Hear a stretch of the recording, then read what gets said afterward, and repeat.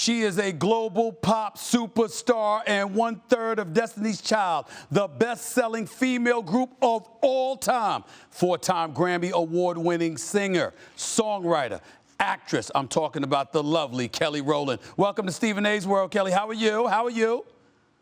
Thank you. I'm so good. I'm so good. Thank you for having me. How are It you? is. I'm doing what I'm talking to you. I'm beautiful. This is a beautiful moment for me. Before I even go any further, first of all, I hear congratulations is in order. The birth of your son Noah. Is that true? Is that true? Yes. Yes. Yes. Noah is officially 2 months old. He is just the little light. He's so beautiful. And I'm just so happy. I'm obsessed with him. I'm so happy for you. Is it true that they said something about you gave birth over Zoom? Is that true? I don't know whether that's true or not. Is that true? Wow. It is true, because my family couldn't be there. It's just myself and Tim in the delivery room. And, my family wanted to be there. We had this angle, of course, only so everybody could see a really beautiful process. But it was glorious and it was really peaceful and sweet. And yeah, we had a Zoom birth. Now, you got a new album out. You got a new album out. It's entitled K. It's out now. What does this album mean to you? Talk to me about what inspired you to do this album right now. I'm so proud of this record. I think one of the things I'm most proud of is the freedom that I have on it. And, I would hear certain records and they just would speak to me as far as just like my gut and my soul. And they had tempo and it felt good. And I was just really craving music that felt good for me. And to perform them, to perform the songs is like another level. So I'm just really enjoying this whole era of K and am appreciative to everyone who's been supportive. And it's a lot of pride in this record. It's a lot of joy in this record. And that's what I'm super grateful for. And you brought up the word pride. Why is there a lot of pride in this particular record? Because you've done so many great things over your illustrious career. What's so prideful about this?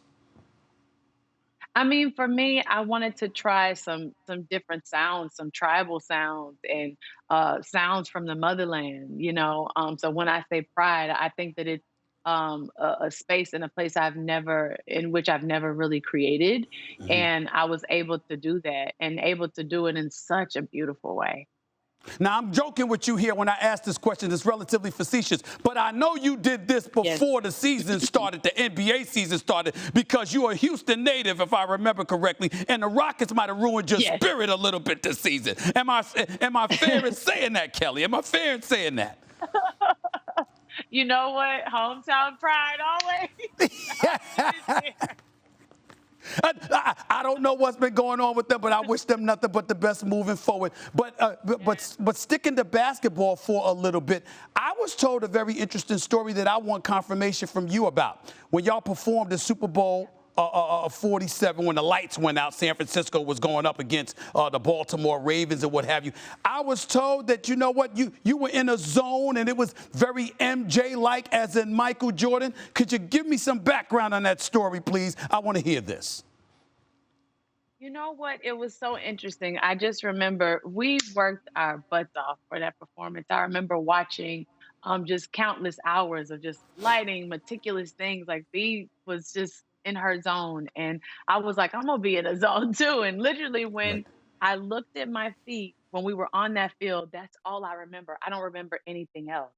You know what I mean? It was like I just remember watching the performance and I was like, wow, that happened. I don't Yep. remember any of it, but that happened. And it was like an out of body experience. And I'm grateful for that because I feel like when you operate in that, you operate in this like ultra universe to where like your superpower of your gift just supersedes like anything you could ever think about. Like it's you just like I said, it's out of body. So you don't know what you're doing. You just being in the moment and allowing yourself not to have a third eye. You just like go for it.